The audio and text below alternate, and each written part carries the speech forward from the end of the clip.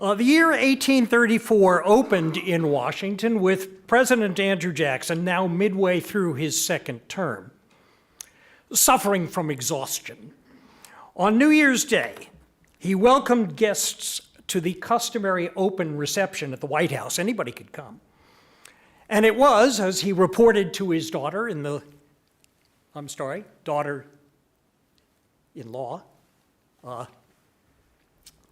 the next day, in this letter that you see here, his daughter-in-law, Sarah York Jackson, he reported the next morning, "It was a fatiguing day.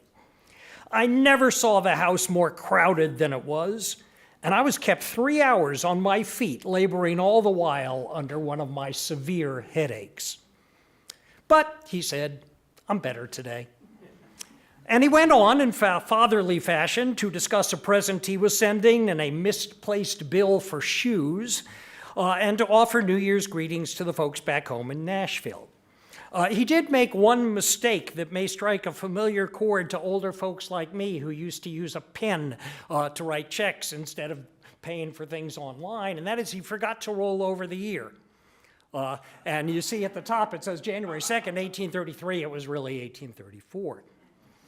Well, it was a good thing for Jackson that at age 66 and beset with a number of disabling ailments, headaches were just the beginning, he yet retained the fortitude and resilience as well as the good humor that are exhibited in this letter, because over the next 12 months he would definitely need them. It's hard to pick out a single most turbulent year in Jackson's always turbulent presidency, and yet 1834 certainly ranks among them.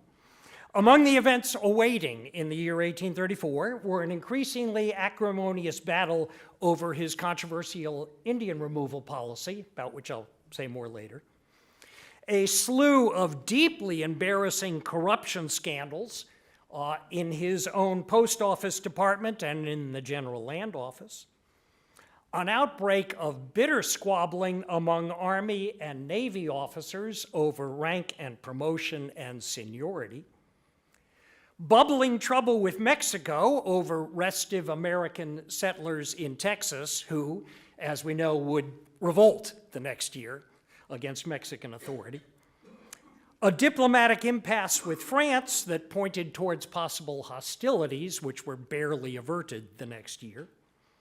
And as if that were not enough, letters like this one, which is an assassination threat.